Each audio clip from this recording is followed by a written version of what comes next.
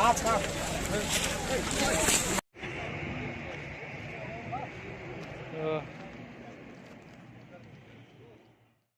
लोगोफोर खुलुमबाय बयखौबो दिनैनि गोदान भिडिअआव नोंथांमोनखौ बरायबावनाय जाबाय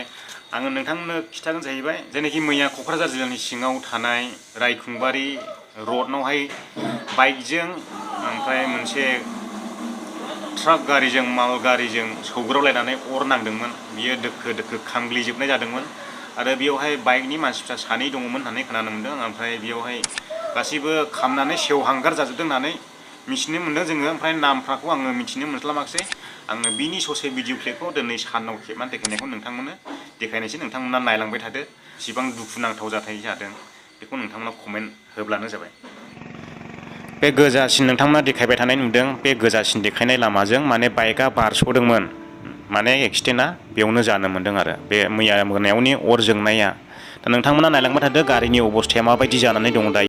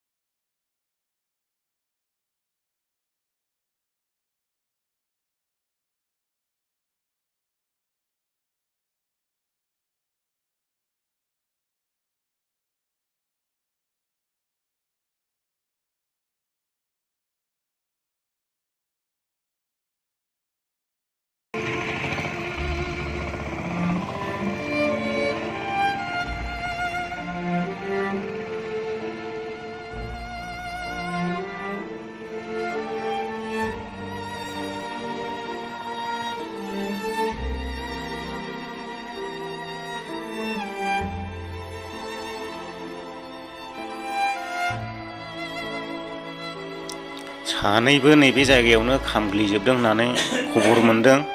माने जायगाया बेनोमोन आरो ओरैबायदि गोलावखा गारियाबो माने बैनिफ्रायनो नाद्रुबोखादों माने गारिया ओमफ्रायसो नैबेयाव खामफैदों आरो बेयाव अर जोंफैदों हाब एसे गोजानावब्लाबो कन्ट्रल खालामनो हायाखैमोन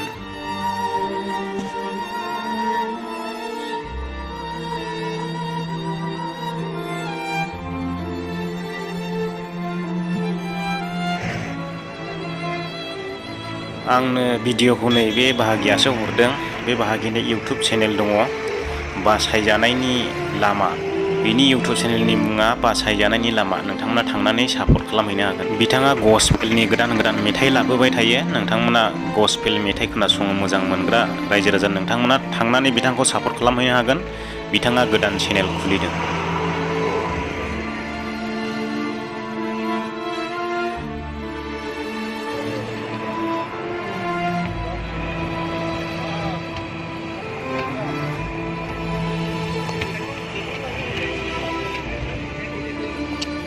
সেই জ্বলা জ্বলছে গো হ্যাঁ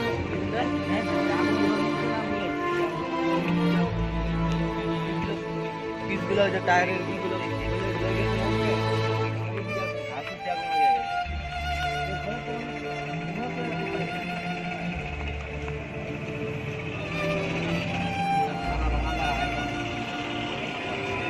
पूरा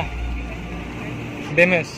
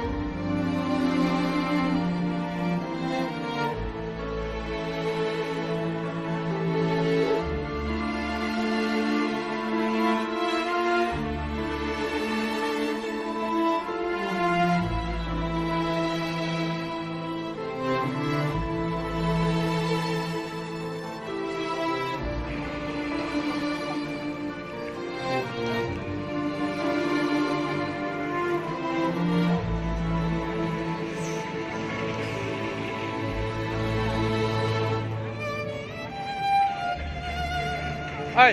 oi भाई।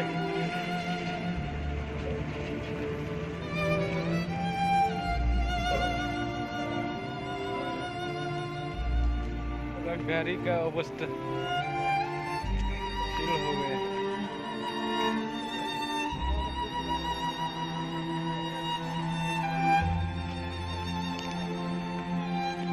मा लाबोदोंमोन मिथिला ओरै बोहैग्लायजोबनाय नुनो मोन्दों नै अर खामनानै मा बुस्थुमोन मिथिला एसे साथफ्ला जानानै दंजोबोमोन नै